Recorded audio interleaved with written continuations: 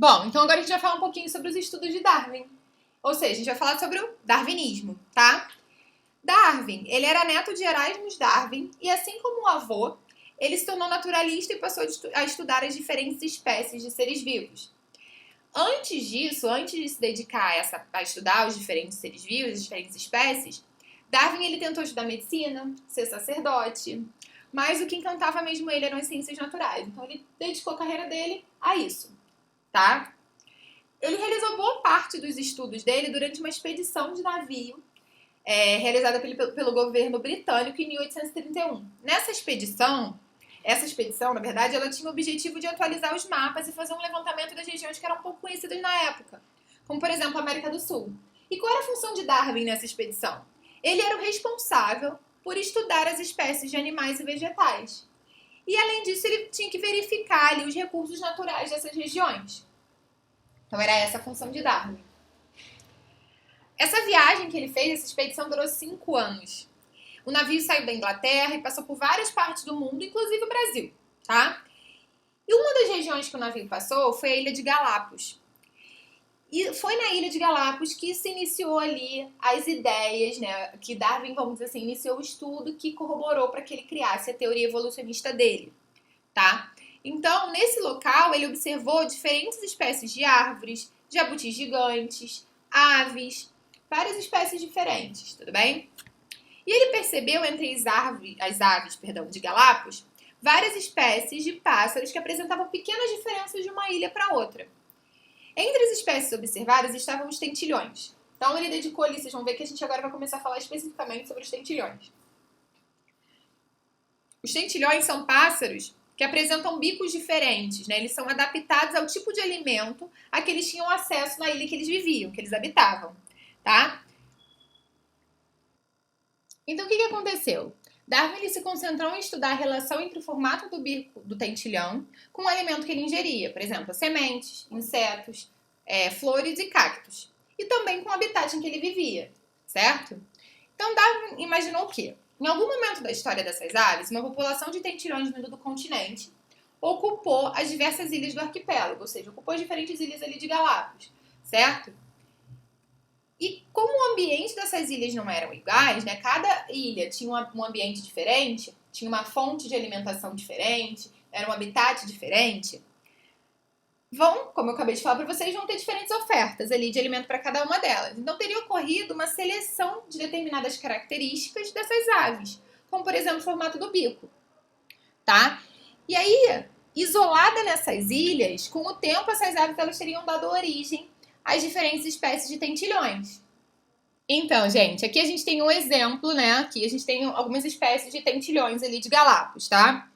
Então, vamos supor que cada uma dessas espécies aqui viviam em ilhas diferentes, tá? Ou seja, cada ilha eu vou ter um tipo de alimentação diferente, uma fonte de alimento diferente. Eu vou ter um habitat diferente, tudo bem?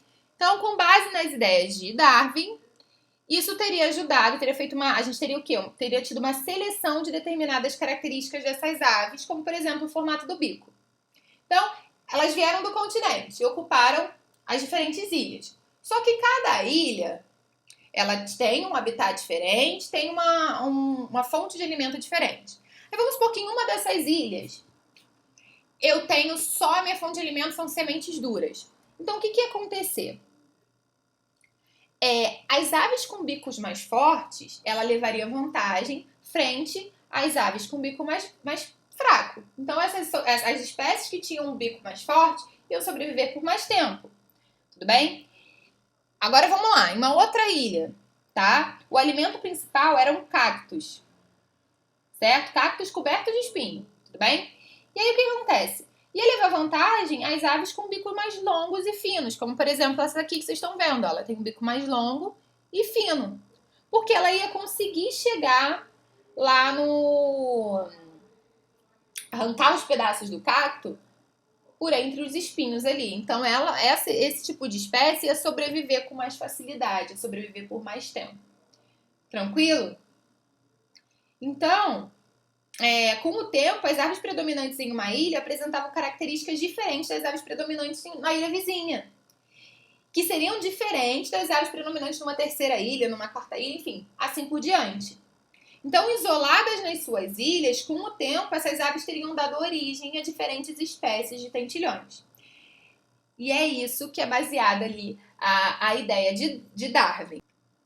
Então, com todo esse estudo que ele fez durante a expedição de navio, Darwin percebeu que a grande variedade de pássaros ela estaria relacionada a 2 fatores. Primeiro, os diferentes ambientes encontrados em cada ilha. E segundo, a variabilidade natural apresentada pelos seres vivos. Tudo bem? Então, com base nesse estudo que ele fez, Darwin desenvolveu 2 ideias. A ideia de seleção natural, que diz o quê? Que os indivíduos com características mais vantajosas, ou seja, bem mais adaptados ao ambiente, né? Eles teriam mais chances de sobreviver e de deixar descendentes, tá? Ou seja, as espécies elas não eram estáticas e imutáveis, segundo Darwin. Elas se modificavam entre as gerações através de longos períodos de tempo, através do quê? Da seleção natural. É disso de você ter uma característica que te deixe mais bem apto para aquele ambiente. Como, por exemplo, lá o nosso exemplo dos tentilhões de Galápagos. Na ilha que a alimentação ela é sementes fortes, os tentilhões com bico mais forte, eles vão sobreviver por mais tempo, então ele tem mais chance de deixar descendentes. Na ilha em que a alimentação eram cactos ricos em espinhos, os tentilhões com bico mais fino e alongado vão viver por mais tempo, porque eles vão conseguir se alimentar. Enquanto os que têm bico curto, por exemplo, não vão conseguir chegar na alimentação, que é tirar o pedacinho de cacto lá para comer. Então, eles vão ter mais chance de deixar, de gerar descendentes, de sobreviver e gerar descendentes. Essa é a ideia de seleção natural, tá? Um exemplo aqui, a gente tem 2 ambientes, tá vendo? A gente tem ratos vivendo num ambiente onde eu tenho uma superfície clara. Eu tenho ratos brancos e ratos escuros. E tenho no local B aqui, onde o chão ele já é escuro. Então, qual é o animal que vai sobreviver por mais tempo no local A? O rato claro, o rato branco, porque ele se mistura com o ambiente. Então, a ave, que é o principal, que é um predador para ele ali, vai atacar o rato escuro, o rato marrom aqui, porque é o que ele vai enxergar à distância. Então, no local A, a espécie, o rato mais bem adaptado, é o rato branco, porque ele se mistura ali com o ambiente, ele tem mais chances de sobreviver e deixar descendentes. Enquanto que no local B, o rato mais bem adaptado é o rato escuro. Pelo mesmo motivo, ele se mistura com o ambiente, então ele consegue sobreviver por mais tempo. Os predadores vão atacar quem? O rato branco, que é o que se destaca à distância, então vai ser o que eles vão atacar, para onde eles vão para se alimentar. Certo? Então, isso é a ideia de seleção natural. É você ter uma característica que te deixe mais bem apto ao ambiente onde você vive. E aí, por isso que em determinados locais, vamos lá da ilha de Galápagos, eu tinha uma determinada espécie, em outra eu tinha outra. Essa é a ideia que Darwin defendia, tá? A outra ideia desenvolvida por Darwin são as relações de parentesco. O que isso quer dizer? Ele acreditava que os seres vivos compartilhavam ancestrais comuns. Ou seja, as espécies atuais elas teriam se formado a partir de espécies ancestrais, tá? Que foram gradativamente sendo selecionadas pelos ambientes.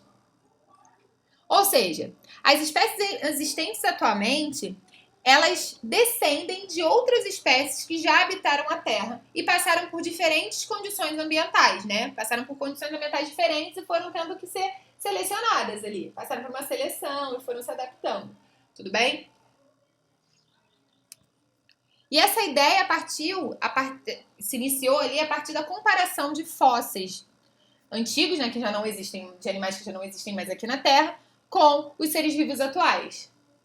Bom, gente, para a gente entender melhor esse conceito, né, as ideias de Darwin, né, o darwinismo, é importante que a gente entenda bem o conceito de adaptação. O que isso quer dizer?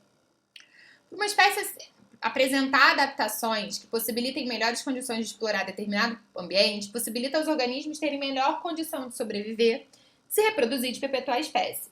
Ou seja, é interessante para o animal, para o indivíduo, ele ter uma adaptação, né, ele se adaptar de uma forma que ele tenha uma condição melhor para explorar um determinado ambiente. Isso vai possibilitar que esse organismo ele tenha mais chances de sobreviver, melhores condições de sobreviver, de se reproduzir e de gerar descendentes. tudo bem? De perpetuar a espécie.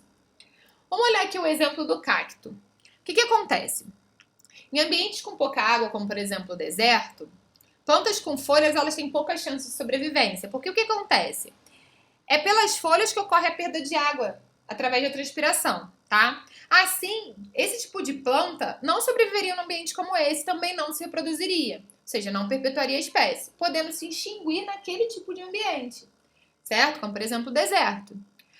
Por outro lado, as plantas com folhas modificadas em espinhos, como por exemplo os cactos, elas teriam mais chance de sobreviver. Por quê? Porque elas não perdem água pelas folhas.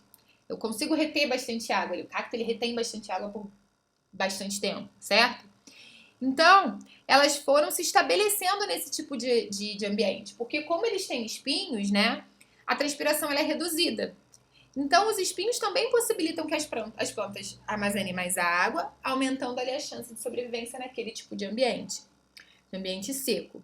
Então, elas podem se reproduzir, perpetuar a espécie, gerar descendentes. Isso é um tipo de adaptação. E essa adaptação, ela gera condições, melhores condições de explorar aquele determinado ambiente. E é isso que possibilita a sobrevivência e a geração de descendentes.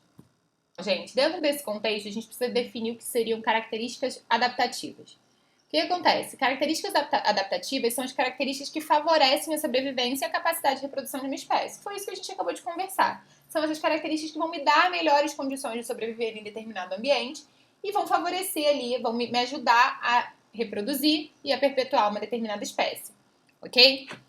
Atualmente, a gente sabe que a maioria dessas características é determinada geneticamente e é transmitida para os descendentes. Ou seja, elas são herdáveis. Só que para Darwin, como ele desconhecia a genética, ele acreditava que essas características adaptativas eram apenas transmitidas aos descendentes entre gerações.